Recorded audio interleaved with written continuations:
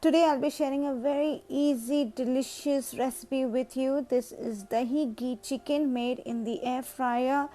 You need to make this. It fills you up and it is very delicious. 500 grams of boneless chicken, add in 4 tablespoons of dahi, 2 tablespoons of ginger garlic paste, a teaspoon of roasted cumin seeds, a little bit of chili flakes or whatever seasonings you like, half a teaspoon of turmeric powder, pepper powder, chili powder, 1 teaspoon of garam masala and 2 tablespoons of desi ghee. Yummy!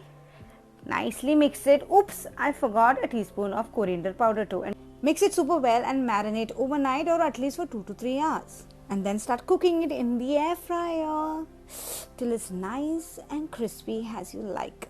I like it kind of crispy, not too crispy. And that's all. It's ready. Chicken is super juicy, tender. Squeeze a little bit of lime on top and enjoy it. You love it.